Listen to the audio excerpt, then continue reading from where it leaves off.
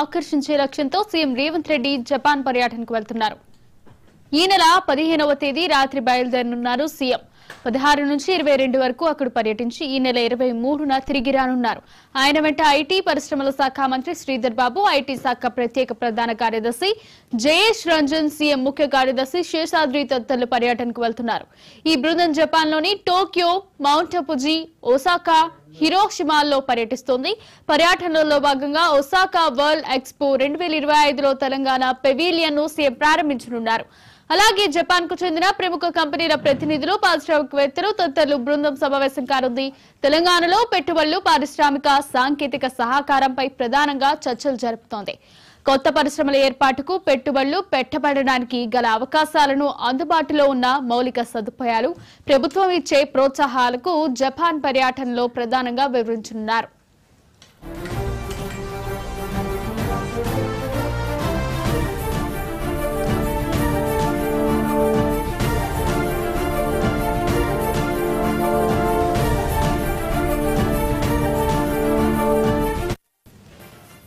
తెలంగాణకు పెట్టుబడులను ఆకర్షించే లక్ష్యంతో సీఎం రేవంత్ రెడ్డి జపాన్ పర్యటనకు వెళ్తున్నారు. ఇక ఇదే అంశంపై మరింత సమాచారాన్ని మా ప్రతినిధి హరికృష్ణ అందిస్తారు.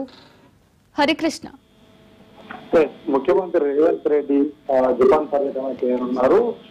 ఈ రోజు సిఎల్సి సమావేశం ముగిసిన అనంతరం ఆయన బెంగళూరు వెళ్ళారు. అక్కడి నుంచి కూడా ఆయన జపాన్ పర్యటన చేయనున్నారు. ఈ నెల 16 నుండి 22 వరకు కూడా ఈ యొక్క పర్యటన కొనసాగనుంది. రాష్ట్రానికి పెట్టుబడులు తీసుకొచ్చే లక్ష్యంగా ఈ యొక్క పర్యటన కొనసాగనుంది. అయితే గతంలో కూడా ఆయన విదేశ పర్యటన మొదటిసారి చేసినప్పుడు దాదాపుగా 40,000 కోట్ల పెట్టుబడి రాష్ట్రానికి తీసుకొని రావడం జరిగింది. రెండోసారి పర్యటన చేసినప్పుడు దాదాపుగా 2 లక్షల వరకు 1,70,000 కోట్లు దాదాపుగా వరల్డ్ సమ్మిట్ లో తీసుకొని రాగా, తర్వాత అంతకు ముందుకు సింగపూర్ పర్యటన చేసినప్పుడు అక్కడి నుంచి 40,000 కోట్ల వరకు కూడా పెట్టుబడులు అయితే రాష్ట్రానికి తీసుకొని రావడం జరిగింది. ఈసారి కూడా జపాన్ పర్యటనకు వెళ్ళి అక్కడి నుంచి రాష్ట్రానికి పెట్టుబడి లక్ష్యంగా నిరుద్యోగ యువతకు ఉపాధి అవకాశాలు కల్పించడమే లక్ష్యంగా, అంతేకాకుండా ఏదైతే స్కిల్స్ ప్రభుత్వం ప్రతిష్టాత్మకంగా తీసుకొని ఇక్కడ స్కిల్ యూనివర్సిటీ స్థాపించడం జరిగింది. స్కిల్ యూనివర్సిటీలో కూడా జపాన్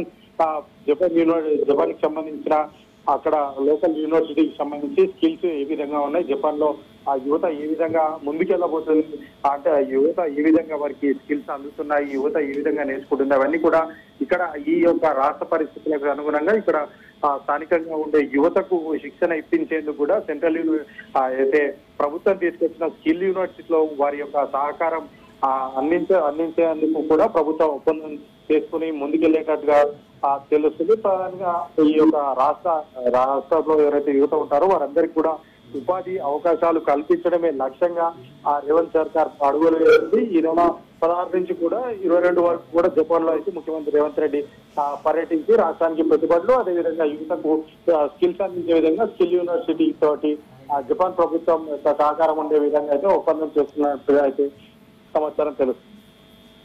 థ్యాంక్ యూ హరికృష్ణ.